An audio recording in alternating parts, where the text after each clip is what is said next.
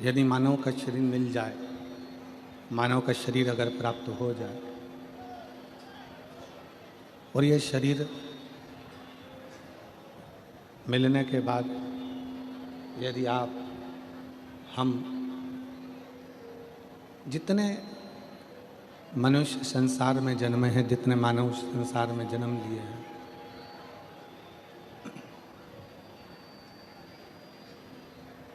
किसी भी रूप में यदि भगवान शंकर की आराधना में लगे हैं, भगवान शिव की भक्ति में रमे हुए हैं, भगवान शंकर की अविरल भक्ति धारण कर रहे हैं, तो ये निश्चित है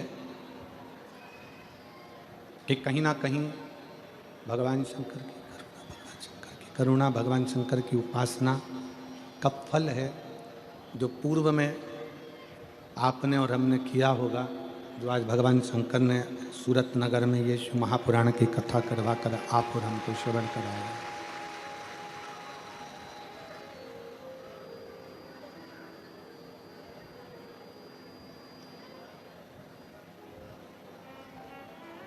पांच कर्मेंद्रिय, पांच ज्ञानेंद्रिय और एक मन, पांच कर्मेंद्रिय, पांच ज्ञानेंद्रिय और एक मन, ये 11 जो इंद्रियां हैं, इन 11 इंद्रियों में केवल एक भगवान शिव की अविरल भक्ति धारण करने के लिए ये इंद्रियां आप और हमको मिली, चाहे वो ज्ञान इंद्रिय हो, चाहे वो कर्म इंद्रिय हो, चाहे वो मन।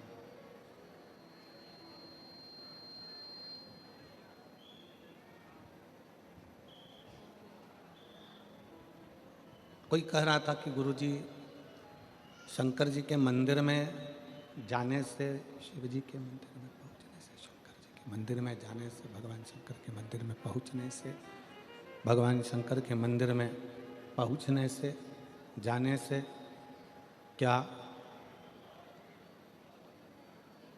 हमारा दुख कट जाता है? किसी ने पूछा कि शिव मंदिर में जाने से क्या हमारा दुख कट जाता है? शिव महापुराण में षडानंद कार्तिकेय और भगवान श्री गणेश जी का एक संवाद है।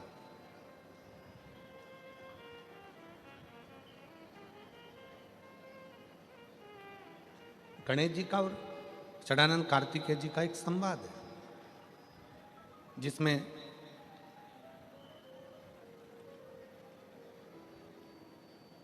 कार्तिकेय बाबा से गणेश जी महाराज कुछ प्रश्न कर देते हैं। श्री गणेश जी महाराज कार्तिकेय बाबा से एक प्रश्न कर दिए।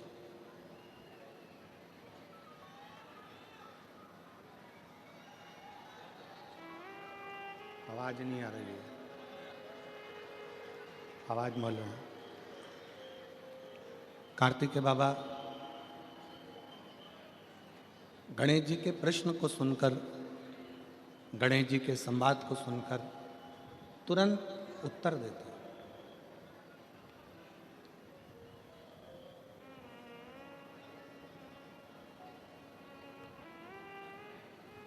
भगवान कार्तिकेय जी के सम्मुख में गणेश जी महाराज का एक सुंदर सा संवाद है, बड़ा सुंदर सा, कि मान लो हमने सुना है कि गणेश जी कह रहे हैं कार्तिकेय जी से कि कोई शिवालय में जाए तब उसका दुख कटता है, कोई शिव जी के मंदिर पहुँचे तब उसका दुख कटता है, कोई शंकर भगवान की चौखट पर जाए, भगवान शंकर के द्वार पर जाए तब दुख कटता है। षडानंद कार्तिकेय जी कहते हैं गणेश जी से कि आप मंदिर तक पहुँचे ना पहुँचे, पर यदि आपके मन में शंकर के मंदिर जाने का केवल भाव प्रकट हो जाता है तो समझ लो कि आपका दुख कटना प्रारंभ हो जाता है। आप मंदिर में पहुंचे ना पहुंचे, आप मंदिर तक गए ना गए, आप शिव मंदिर तक पहुंचे कि ना पहुंचे, वो मूल है। पर आपके मन में जब जिस समय पर आपके मन में भाव प्रकट हो जाता है, जिस समय पर आपके मन में ये उत्पन्न हो जाता है कि मुझे शंकर के मंदिर में जाकर एक लोटा जल चढ़ाना, मुझे शिव जी की चौखट तक जाना, जैसे हमारे मन में जब भाव उत्पन्न होता है, हमारे मन में कोई भगवान की अविरल भक्ति का, दर्शन का, पूजन का, जल का, कथा का जब भाव उत्पन्न होता है, तो उसको पूर्ण करने वाले आप नहीं होते, उसको पूर्ण करने वाला तो देवाधिदेव महादेव स्वयं होते। हम केवल बैठकर विचार करते हैं।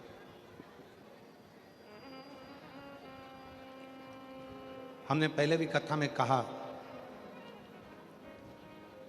शंकर भगवान का विवाह माता सती के साथ में हुआ और सती मैया को लेकर भगवान शंकर कुंभज ऋषि के आश्रम में पहुंच गए। अगस्त बाबा के आश्रम में, कुंभज ऋषि के आश्रम में जब पहुंचे तो कथा सुनने के लिए बैठे। अब जो तुम्हारे मन में कथा के चलते चलते जो तुम्हारे मन में आता है, भगवान वो पूर्ण करता। सती मैया के मन में आया कि मेरा विवाह हुआ और मुझे कथा में लाकर बिठा दिया, इससे तो मेरे प्राण चले जाते, मैं जलकर भस्म हो जाती तो अच्छा था। सती मैया के मन में अपने प्राणों को त्यागने का भाव प्रकट हो गया।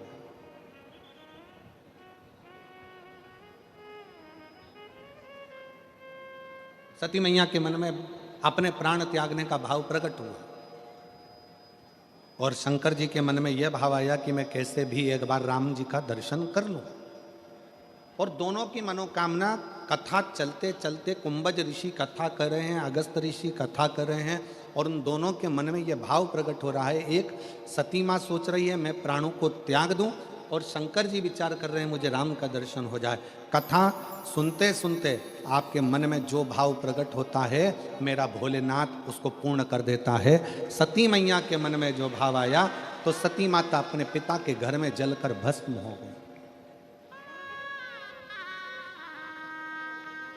सती माता दक्ष प्रजापति के यज्ञ में जलकर भस्म हो जाती हैं और शंकर भगवान कथा में बैठे बैठे विचार करते हैं कि मुझे राम का दर्शन हो जाए। और जब वो चलते हैं, चलते चलते उनको सम्मुख में राम का दर्शन भी हो जाता है।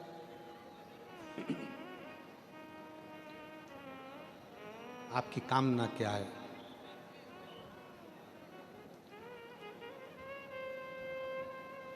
शिव महापुराण एक कल्प वृक्ष है। कल्प वृक्ष का मतलब क्या होता है? जिसके नीचे बैठकर जो कामना करी जाए वो पूर्ण होती है।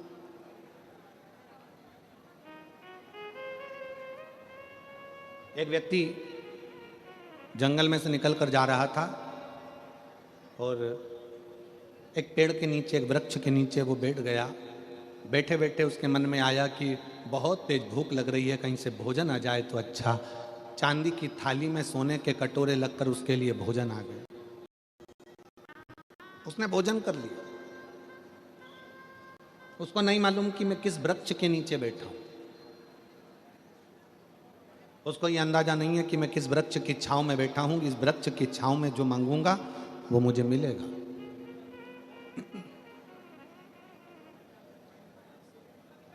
थोड़ी देर बाद उसके मन में आया अब कहीं से अच्छा पानी पीने को मिल जाए। सामने से पानी आ गया, पानी पी लिया। फिर थोड़ी देर बाद उसके मन में आया कि अच्छा मखमल का गादी तकिया रजाई मिल जाए, सो जाऊं। उसके लिए मखमल का गादी तकिया रजाई आ गया, वो सो गया। सो रहा था, सोते सोते उसके मन में आया कहीं से शेर आ गया और मुझे खा गया तो। इतनी देर में शेर आ गया और उसको निपटा के चले गए। उसको नहीं मालूम है कि मैं कल्प वृक्ष की छांव में बैठा हूं। उसको ये अंदाजा नहीं।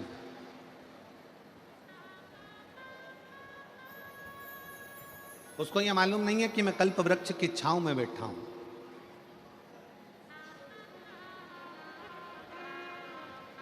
वो जानता नहीं है। कि कल्प वृक्ष की छांव को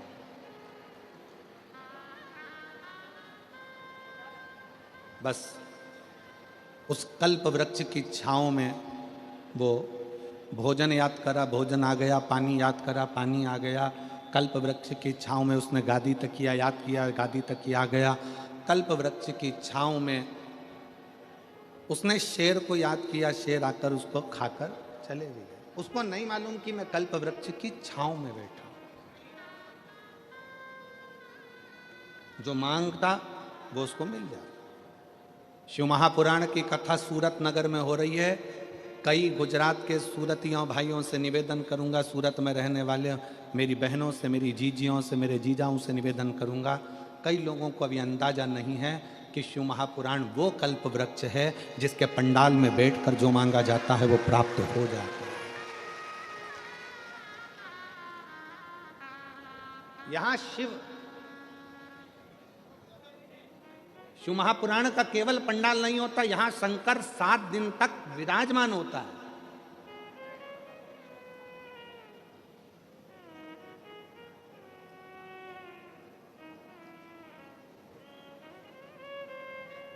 सीहोर से, कुबेरेश्वर धाम से केवल सीहोर वाला महाराज कथा करने के लिए नहीं आता।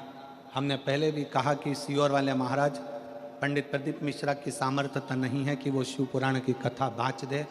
आपकी सामर्थ्यता नहीं है कि आप कथा करवा लें, और आपकी सामर्थ्यता नहीं है कि आप कथा सुन लें। कथा बाँचने के लिए भी कुबेरेश्वर महादेव आते हैं, कथा सुनने के लिए भी कुबेरेश्वर महादेव आते हैं, और कथा करवाने के लिए भी कुबेरेश्वर महादेव आते हैं। कराने वाला भी शिव है, करने वाला भी शिव है, और बाँचने वाला भी शिव है।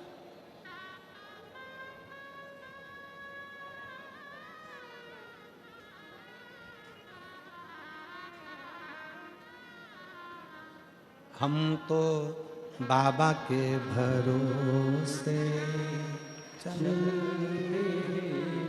भोले बाबा के भरोसे चल,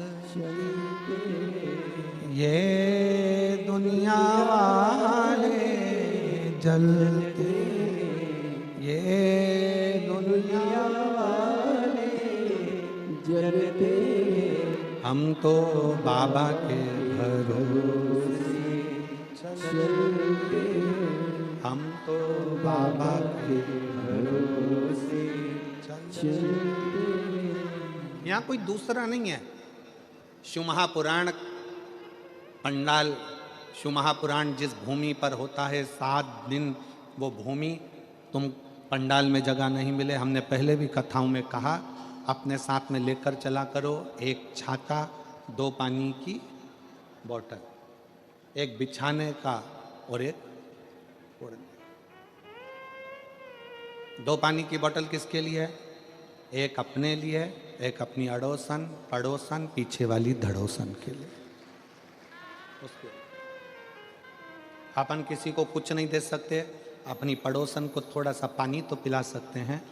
पंडाल में किसी का मुख झूठा करा देना, समझ लेना कि भोलेनाथ ने तुम्हारा भंडार खोलना प्रारंभ कर दिया। किसी का मुख झूठा करा देना, एक जरा सी टॉफ़ी खिला दी, कोई ने बिस्कुट खिला दिया, कोई ने कोई सामान घर से बना कर लिया है। कई लोग पूड़ी लाते हैं, कोई चाय पिलाता है, कोई कॉफ़ी पिलाता है, कोई दूध पिलाता है, कोई सामग्री लाता है।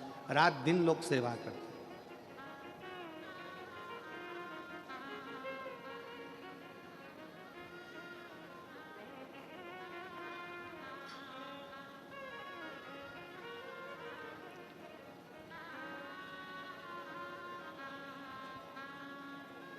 कुछ ना कुछ पुण्याई अपने जीवन में एकत्रित करिए। यह शिव महापुराण का पंडाल नहीं, यह कुबेरेश्वर बाबा का कल्प वृक्ष है, जिस वृक्ष के नीचे बैठकर जो मांगा जाता है वो प्राप्त हो जाता है, वो प्राप्त हो। आप सब बैठकर जो भगवान शंकर की अविरल भक्ति करते हो, भजन करते हो, स्मरण करते हो, कीर्तन करते हो, ये उसका रास्ता।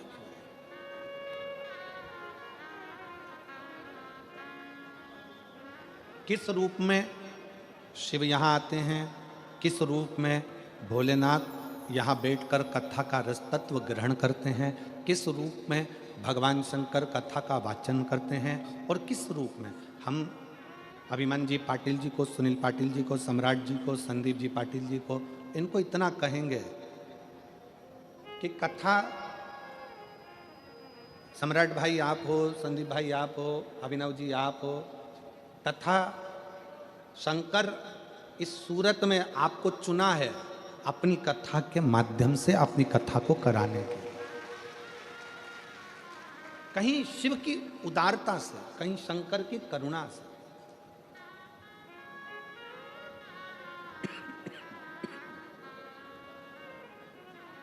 और मैंने तेरे ही भरोसे बाबा, तेरे ही भरोसे हवा बिच उड़ती जावागी बाबा, डोर हथो छठी नावे मैं कटी जावागी भोले मैं तेरी शंभो मैं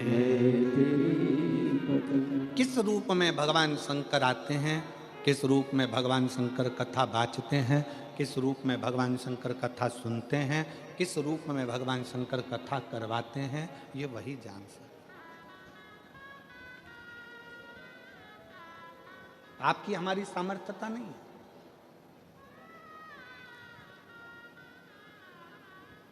आप और हम तो केवल एक निमित्त मात्र हैं, केवल एक निमित्त।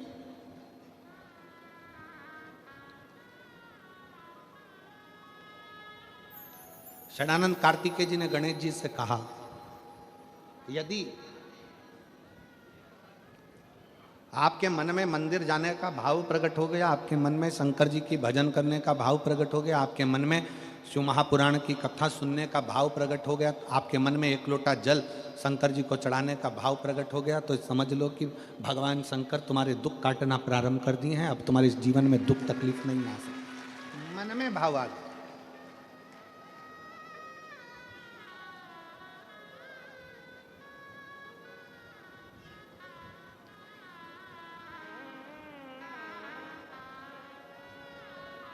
बस कार्तिकेय जी ने गणेश जी से कहा, एक चीज अपने अंदर याद करिए, संसार में जन्म लेने के बाद सब कुछ ढूंढ सकते हो, संसार में जन्म लेने के बाद सब कुछ निकाल सकते हो,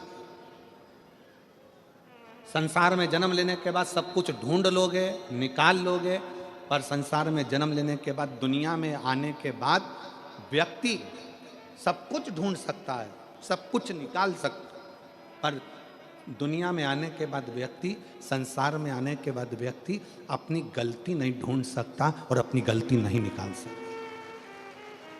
और शिव कथा कर रही है, भगवान शंकर का चरित्र कर रहा है। शिवालय में जाओ, शंकर के मंदिर में जाओ तो दो चीजें बाहर छोड़कर जाओ, एक चमड़े का जूता और दूसरा चमड़े के शरीर में रहने वाला अहंकार, ये भी बाहर छोड़कर जाए। शंकर के मंदिर में जब पहुंचो, शिवालय में पहुंचो, शंकर को एक लोटा जल चढ़ाने जाओ तो दो चीजें बाहर छोड़ जाओ, एक चामड़े का जूता और दूसरा ये चामड़े के शरीर में रहने वाला अहंकार। बस ये दो चीज मंदिर में लेकर मत जाना, ये दो चीज शंकर के पास लेकर मत जाना। एक चमड़े का जूता बाहर रहने दो और दूसरा आप चमड़े के शरीर में, ये मनुष्य के शरीर में जो अहंकार रहता है, इस अहंकार को बाहर रहने दो। जब तुम मनुष्य के शरीर में, चामड़े के शरीर में जो अहंकार है, इस अहंकार को जब आप बाहर छोड़ दोगे तो परमात्मा को मिलने में देरी नहीं लगेगी, परमात्मा मिल जाएगा।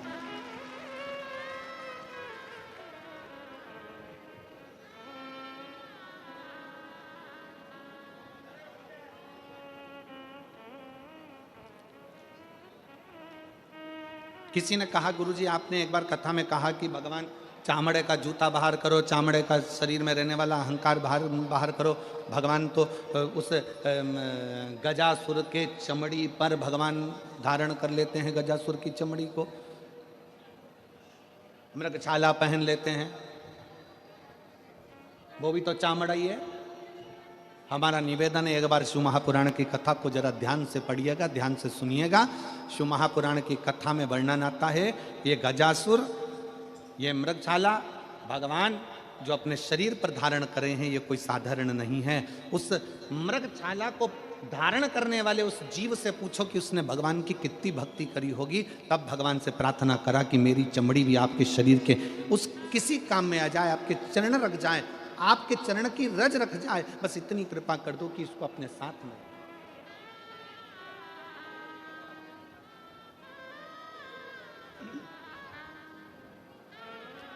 महाराज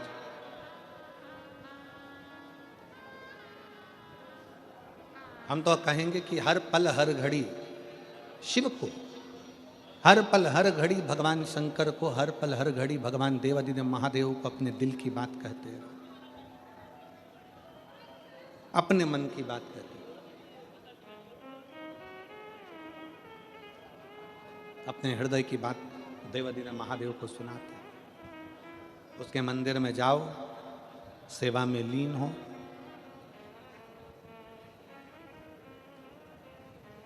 एक कथा आती है शिव महापुराण में, एक कनक कुंडला नाम की एक अप्सरा थी, जिसका नाम था कनक कुंडला। बहुत सुंदर अप्सरा थी, बहुत सुंदर।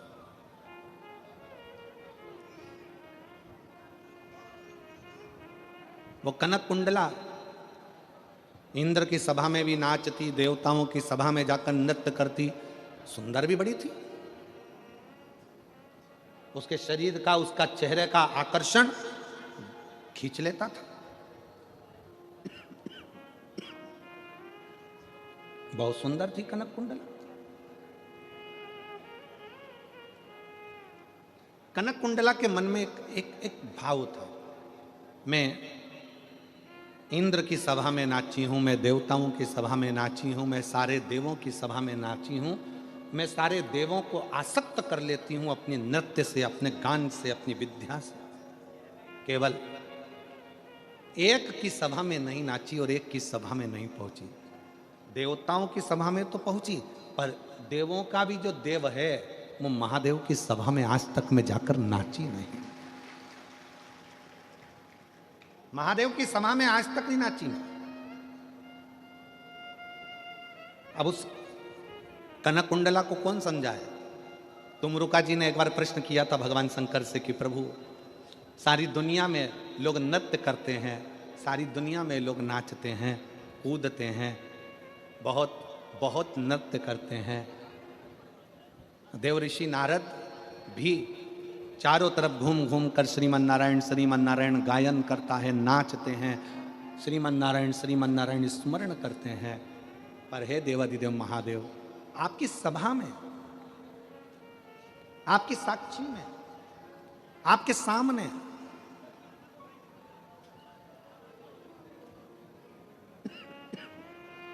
कोई नृत्य क्यों नहीं कर पाता?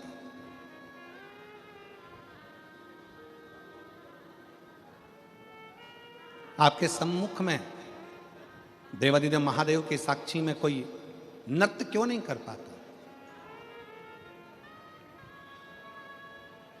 शंकर भगवान मुस्कुराकर उत्तर दिए हैं। शंकर भगवान कहते हैं, तुमरुका जी, मुझे लोग नटराज कहते हैं। मेरी नट लीला देखने के लिए तो ब्रह्माणी ब्रह्मा जी की धर्म पत्नी भी मृत्यु लोक में आकर लीला का दर्शन करती। और सुनो तुमरुका जी, मेरे सम्मुख में नाचने के लिए कोई अप्सरा की जरूरत नहीं होती। मेरी सभा में केवल नृत्य, भजन, कीर्तन करने के लिए जो दिल की अप्सरा हो, जो मन से पवित्र हो, जो चित्तवृत्ति से पवित्र हो, जो हृदय से पवित्र हो, उसकी जरूरत होती है। जरूरत उसकी है। और मैं धन्यवाद दूंगा सूरत नगर की इन सारी शुभ भक्तों को कि आप शंकर जी के भजन में इतने तल्लीन होकर नाचते हो। समझ लेना कि आप दिल से बाबा के पवित्र भाव रखते हो। कौन देख रहा है यहाँ आपको? घर पर नाचोगे तो कोई ना कोई देख लेगा, शादी में नाचोगे तो कोई ना कोई देख लेगा, किटी पार्टी में नाचोगे तो कोई ना कोई देख लेगा, शादी के फंक्शन में, जन्मदिन में नाचोगे तो कोई ना कोई देख लेगा, यहाँ कौन तुमको देख रहा है, कौन किसको देख रहा है, यहाँ तो सब अपनी मस्ती में नाच रहे। क्यों? क्योंकि वो किसी को दिखाकर किसी को प्रसन्न नहीं कर रहे हैं, वो अपने हृदय से, उमंग से नाचकर देवाधिदेव महादेव को प्रसन्न कर रहे हैं, भगवान शंकर को प्रसन्न कर। कनक कुंडला के मन में यह भाव प्रसन्न हो गया। कनक कुंडला के मन में यह भाव आ गया कि मैं देवताओं के सामने नाची हूं, मैं इंद्र के सामने नाची हूं, मैं इनके सामने नाची हूं, मैं उनके सामने नाची हूं, पर आज तक मैं देवों के भी देव महादेव के सामने नहीं नाच पाया। और कई बार मैं गई, ऐसा नहीं है कि कनक कुंडला नहीं गई है शंकर जी के सामने नृत्य करने के लिए। कनक कुंडला कई बार गई, पर कनक कुंडला जब नृत्य करने के लिए सामने जाती थी तो देवाधिदेव महादेव समाधि में लीन रहते, समाधि में।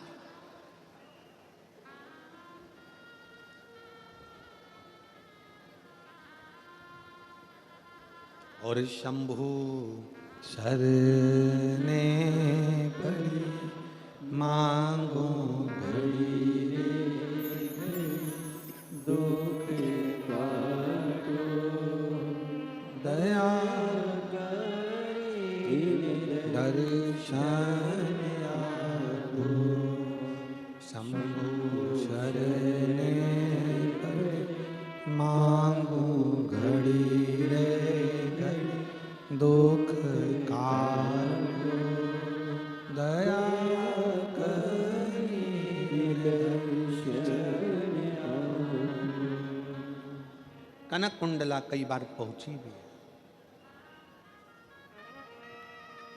पर शिव नेत्र ही नहीं खोले।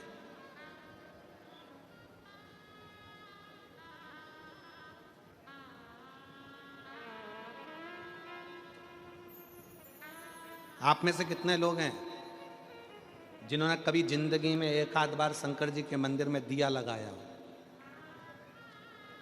कभी तो लगाया होगा, लगाया सबने? दीपक रख लो। शिव जी ने तुम्हारे दीपक को देखा कि नहीं देखा, कि तुमने जलाया कि नहीं जलाया? जम के बोलो जरा।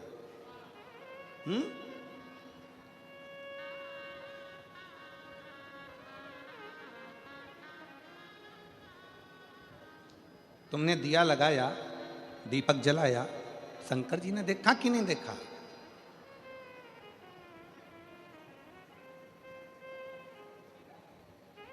शिव महापुराण की कथा कहती है, कनक कुंडला ने विचार करा, कुछ भी हो जाए मैं शंकर जी के मंदिर, भगवान शंकर की साक्षी में कैलाश पर शिव के सामने अपना नृत्य प्रस्तुत जरूर करूंगा, जरूर प्रस्तुत करूं। और कनक कुंडला क्या करती, एक दीप लेकर जाती, शंकर जी की साक्षी में वो दीप रख देती, घृत भरकर, घी भरकर, और बाती उसको रख देती। उसमें अग्नि प्रज्वलित नहीं करती, उसमें माचिस नहीं लगाती, उसको जलाती नहीं, प्रज्वलित नहीं करती।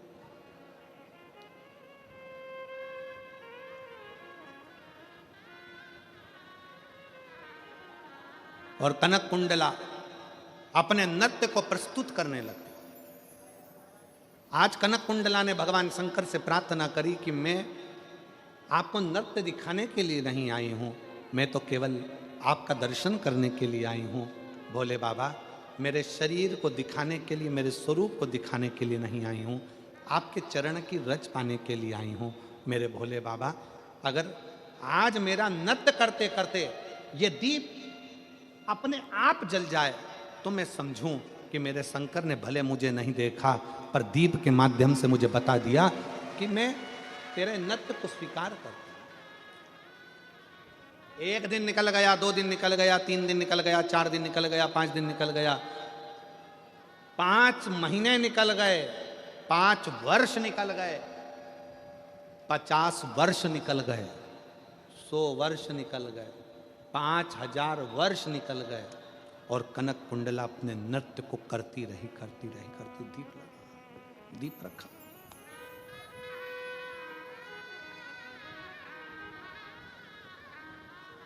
दीप रखा है,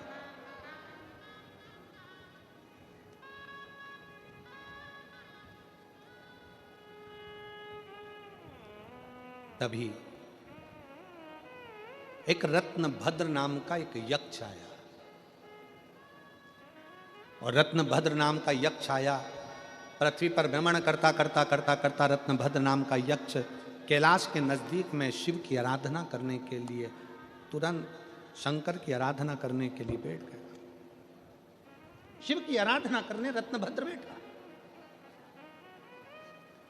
और यक्ष ने करा क्या, जैसे ही शंकर जी की आराधना करने के लिए बैठा, थोड़ी सी रज उठाकर, माटी उठाकर, थोड़ी सी धूल उठाकर, थोड़ा सा जल उठाकर उसने एक शिवलिंग का, पार्थिव शिवलिंग का निर्माण किया, और पार्थिव शिवलिंग का निर्माण कर कर उस पार्थिव शिवलिंग की पूजन करना प्रारंभ करी। जैसे ही पूजन करना प्रारंभ करी, हवा का एक झोंका लगा, और झोंका लगते ही उसमें से कुछ पूजन का साहित्य कनक कुंडला के शरीर पर जाकर लग गया। इतनी देर में तो दीप प्रज्वलित हो गया, इतनी देर में दीप प्रज्वलित हो गए। कनक कुंडला ने जैसे ही दीप को देखा, दीप जल चुका था। 5000 वर्ष निकल गए कनक कुंडला को नाचते नाचते, पर भगवान उस दीप को नहीं जलाए थे। केवल एक रत्नभद्र नाम का यक्ष शंकर के पार्थिव लिंग का निर्माण करता है, और उस पार्थिव लिंग के निर्माण का थोड़ा सा निर्माल्य शरीर से छू जाता है, और कनक कुंडला का शरीर स्पर्श होते से कनक कुंडला इतनी पवित्र हो जाती है कि वो दीप अपने आप जल जाता है। तब भगवान शंकर उसी स्थान पर रत्नभद्र और कनक कुंडला से कहते हैं कि तुम दोनों मंगल विवाह कर लो, क्योंकि कनक कुंडला रत्नभद्र यक्ष के पूजन के साहित्य का मात्र स्पर्श हुआ, मात्र स्पर्श। एक पत्र है,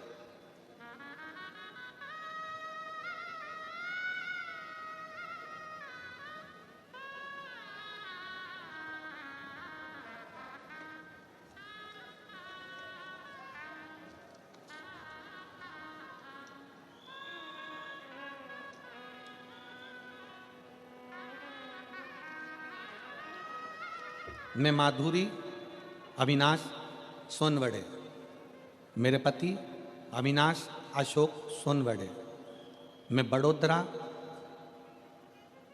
बड़ोड़िया। आप लोग जरा पढ़ लो, इसके बाद हमको सुना दो कहाँ की हैं, ठीक है। मैं बड़ोड़िया बाजवा है कि बावा है, बाजवा की रहने वाली हूँ। मेरा मोबाइल नंबर ये है। मैं कथा का क्या वर्णन करूँ बाबा। मेरी शादी को 10 साल होने के बाद भी हमें कोई संतान का प्राप्ति नहीं थी। हमने तरह तरह की दवाइयाँ भी खाई, फिर भी हमें कोई फर्क नहीं पड़ा। फिर हमने आपकी कथा के बारे में, मेरी माँ ने मुझे आपकी कथा के बारे में बताया। मैंने आपकी कथा टीवी पर सुनी, आपने सफ़ेद आंकड़े की जड़ के बारे में बताया। फिर 2022 में बड़ोदरा में आपकी कथा हुई। 7 दिन कथा में रहना, पंडाल में बैठना, और उस पंडाल की मिट्टी को अपने मस्तक पर चढ़ाकर अपने गर्भ से लगा लेना। अब इस मिट्टी में क्या होगा? क्या पहले ये कथा पंडाल की मिट्टी नहीं थी क्या? मिट्टी थी, पर इतने शुभ भक्त जब एक साथ बैठकर श्री शिवाय नमस्तुभ्यम का जाप करते हैं, इतने सारे शुभ भक्त बैठकर जब शंकर की कथा सुनते हैं, इतने सारे शुभ भक्त बैठकर जब पंचाक्षर मंत्र नमः शिवाय कहते हैं, इतने सारे लाखों शुभ भक्त बैठकर जब ओम नमः शिवाय कहते हैं, तो वहाँ की मिट्टी नहीं रहती, वहाँ की मिट्टी भी कहीं ना कहीं एक अंश परमात्मा का धारण कर लेती है और वो फल देती है। कनक कुंडला को रत्नभद्र यक्ष का चढ़ाया गया निर्माल्य छूता है और वो श्रेष्ठ हो जाता है। तो कहा, बड़ोदरा की कथा 2022 में सुनी, पंडाल में रहती, पंडाल में सोती और पंडाल की मिट्टी को अपने शरीर पर लगा लेती। मैं बाबा को धन्यवाद देने के लिए आई हूँ। कहीं बैठी हों माधुरी अविनाश सोनवड़े, पति अविनाश अशोक सोनवड़े, कहीं बैठे हों, आ जाइए, अपने बच्चों को ले आओ। सोनवड़े, मैं बड़ोदरा से आई हूँ। मैं पशुपतिनाथ का व्रत भी करी। उस मिट्टी की प्रबलता बताना चाहती हूँ कि क्यों शिव महापुराण के कथा के पंडाल में लोगों को जाना चाहिए, क्योंकि उसकी मिट्टी भी हमारे शरीर पर धूल भी चढ़ जाए तो हमारा जीवन संवर जाता है। बाबा की कृपा से मेरे घर में 24 2024 को शंकर जी की कृपा से, जैसे आप कहते हो ना गुरुजी, देवता देते हैं पल्ला झाड़ कर और महादेव देते हैं छप्पर फाड़ कर, मेरे बाबा की कृपा से एक नहीं, बाबा ने मुझे 2 बच्चे दिए हैं, जुड़वा बच्चे जन्म लिए हैं। दोनों का फोटो लगा रही हूं, दोनों का फोटो लगा। नीचे एक लाइन अच्छी लिखी है, आप और हम गुनगुना लेते। बखान क्या करूं मैं राखों के ढेर का, चपटी भभूत में खजाना कुबेर का। हे गंगाधार मुक्ति द्वार ओंकार तू, भोले ओंकार तू, आयो शरण तिहारी शंभु तार तार तू। शिव पर चढ़ा हुआ थोड़ा सा निर्माल्य शरीर को छू गया। शरीर कितना लोग सोशल मीडिया पर बहुत सारे लोग दिन भर लगे रहते हैं शंकर जी की निंदा करने में, शिव पुराण की निंदा करने में। शंकर जी पे चढ़ा हुआ जल मत पियो, शंकर जी का बेलपत्र मत खाओ, शंकर जी का ऐसा मत करो, शंकर जी का वैसा ना करो। दिन भर लोग अपनी अपनी राय देने में लगे रहते हैं। राय चंद ढेर सारे बैठे हैं, दिन भर यही काम है। दिन भर उनको कौन समझाए कि शिव महापुराण की कथा को जरा दिल से पढ़िएगा। रत्न भद्र यक्ष शंकर के शिवलिंग का, पार्थिव शिवलिंग का पूजन करते हैं और पार्थिव शिवलिंग का थोड़ा सा निर्माल्य पत्ती फूल उड़कर जाकर कनक कुंडला को लग जाता है और वो कनक कुंडला का दीप प्रज्वलन हो जाता है। मतलब कनक कुंडला भी शंकर की अविरल भक्त हो जाती है और पवित्र होकर शिव की आराधना में लग जाती है। कौन समझा?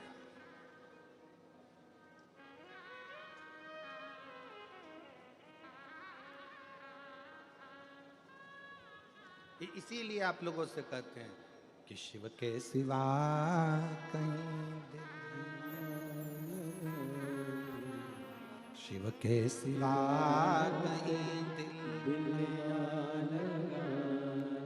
वरना पड़ेगा तुझे आंसू बहाना, वरना पड़ेगा तुझे आंसू बहाना।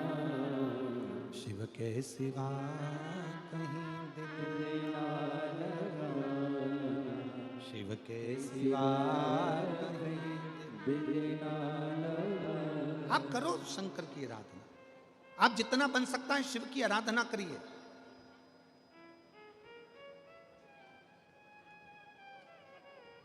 और फिर निवेदन है इस व्यासपीठ के माध्यम से, भीड़ बढ़ाने के लिए कथा में बिल्कुल मत जाओ, भीड़ बढ़ाने के लिए कथा में बिल्कुल मत जाओ, भाव बढ़ाने के लिए कथा में जरूर जाओ।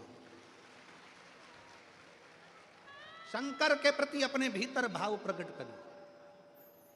भीड़ बढ़ा के करोगे क्या? भाव बढ़ाइए। कौन सा भाव बढ़ाना है?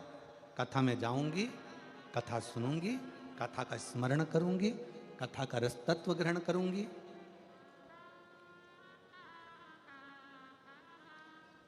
कथा सुनने के लिए बैठूंगी तो मेरा दिल मेरे बाबा से जुड़ेगा और जो मांगूंगी मेरा बाबा वो मुझे दे देगा।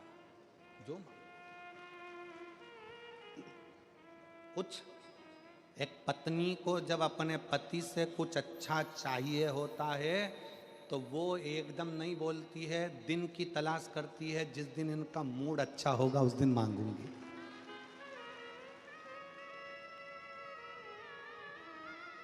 जिस दिन इनका मूड अच्छा होगा उस दिन मांगूंगी। शिव जी के पास जाते रहो, शंकर जी से अपने मन के भाव कहते रहो, रोज एक लोटा जल चढ़ाते रहो। जिस दिन मेरे भोले बाबा का मूड अच्छा होगा उस दिन तेरे एक लोटे जल का पूरा फल वो तुझे प्रदान कर देगा। मन अच्छा।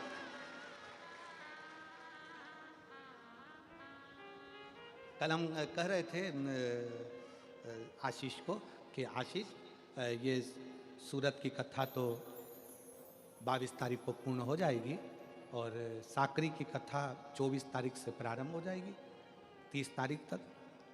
पर ना जाने साकरी वालों ने कौन सा ऐसा पुण्य करा है आशीष कि माघ महीने की शिवरात्रि भी और माघ महीने की प्रदोष भी, और माघ महीने का प्रदोष के दिन